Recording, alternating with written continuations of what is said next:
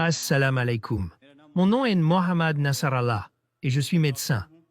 Et actuellement, je suis étudiant en troisième année au département de Kulliyatus Sharia de Jamiatur Rachid. Ma question est liée à l'évolution humaine. C'est-à-dire que si nous regardons dans l'Institut Dawati Circles, nous voyons 3 ou 4 types d'approches pour aborder cette question. La première est l'approche des modernistes extrémistes qui tordent et mentent sur les versets du Coran pour montrer une concordance avec les versets. La deuxième est l'approche de réfutation scientifique et la troisième est l'approche philosophique, autrement dit celle du naturalisme méthodologique. Je voulais connaître votre opinion sur laquelle de ces approches vous trouvez efficace. Car même l'approche de la réfutation scientifique est critiquée par certaines personnes parce qu'elle prend l'opinion minoritaire des scientifiques, alors qu'ils disent que l'existence de l'évolution est un consensus scientifique. Pour moi, si on critique l'islam en s'appuyant sur une opinion minoritaire, nous ne l'accepterons pas. Notre frère a posé une question très importante concernant l'évolution, à savoir qu'il parle de la théorie de Darwin, selon laquelle nous, les humains, venons du singe, ce qui est totalement contraire au Coran. Donc le frère dit qu'il y a 3 manières d'aborder cela. Premièrement, que certaines personnes acceptent complètement l'évolution et disent en tournant et en mentant sur les versets que, d'accord, cela ne contredit pas le Coran. Et la deuxième approche est plus philosophique, en débattant. Et la troisième consiste à utiliser des preuves scientifiques et à apporter d'autres preuves pour montrer que ces scientifiques ont tort et que le Coran a raison. Il y a 3 approches. Moi, je suis d'accord avec la dernière approche. Car selon moi, dire que les êtres humains évoluent et qu'ils ont évolué à partir du singe n'est pas un fait scientifique. Ce n'est pas un fait scientifique, c'est juste une hypothèse.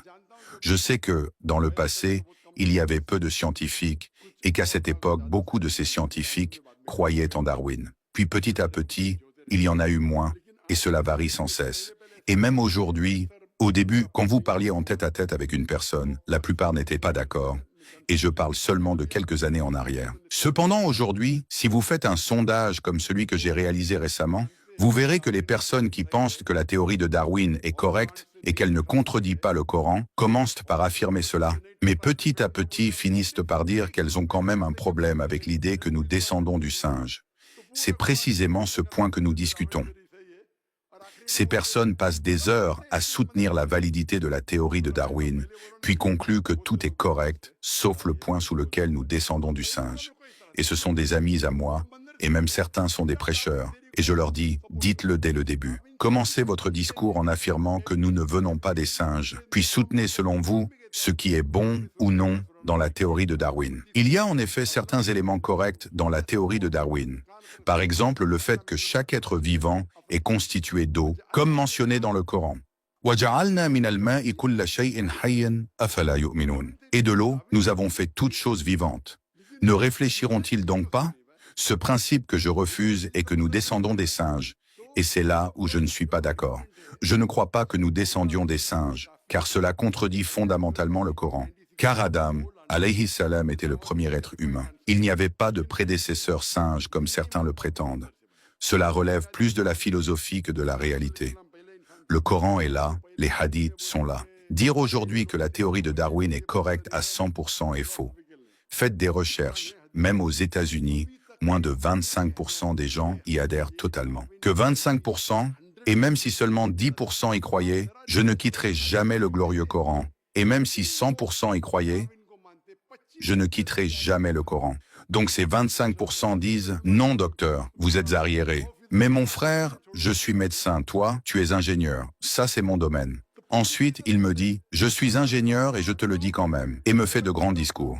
Ce que je veux dire, c'est que si vous êtes aux États-Unis, faites une recherche sur Google aux États-Unis, même pas 25% des gens croient que nous descendons des singes, sans même parler des musulmans.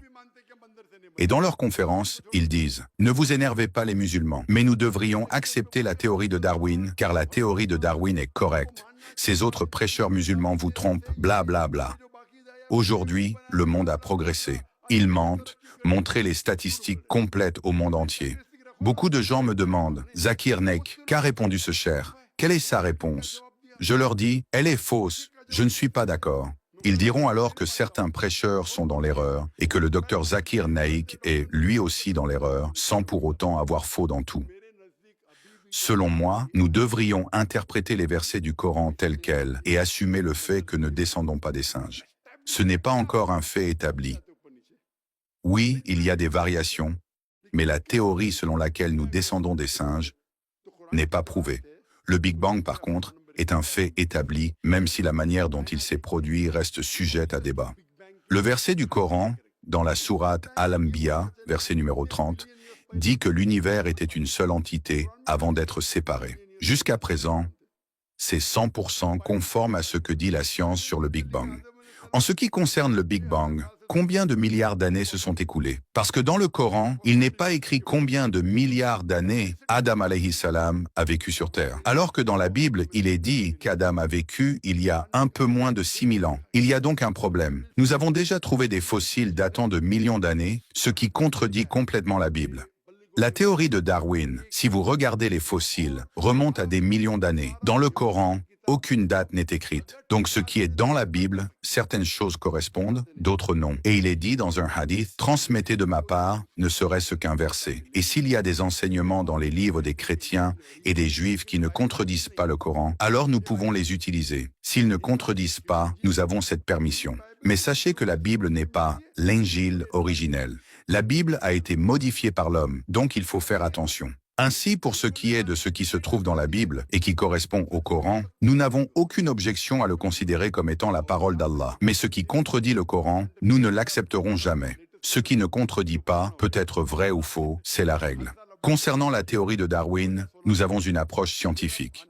Ma réponse la plus récente, même si elle date un peu maintenant, a été mise à jour en 2016. Ainsi, ma réponse dans les anciennes vidéos est différente de celle des nouvelles vidéos, car il y a de nouvelles preuves. Mais pour l'instant, cette idée est totalement infondée. Nous croyons entièrement aux versets du Coran et aux hadiths authentiques. J'espère que cela répond à la question. Pour soutenir les propos du docteur Zakir Naik, il est essentiel de rappeler que croire en la théorie de Darwin, selon laquelle l'homme descendrait du singe, est considéré comme un acte de mécréance pour un musulman. En effet, cette théorie conduit à nier l'existence de Dieu et favorise ainsi l'athéisme. Elle implique également, même inconsciemment, de remettre en question la véracité du Coran et de prétendre que Dieu se serait trompé. Pourtant, le Coran affirme clairement, à plusieurs reprises, que le premier homme est Adam alayhi salam et non un singe, comme le prétend cette théorie. N'hésitez pas à prendre l'abonnement pour soutenir la chaîne YouTube. Cela vous permettra d'avoir une traduction gratuite d'une vidéo de Zakir Naik de votre choix, ainsi que des vidéos traduites réservées uniquement aux membres, comme celle expliquant pourquoi les pays musulmans sont en retard comparés aux pays occidentaux, vidéos très intéressantes, et les vidéos publiques en avance. Merci pour votre soutien.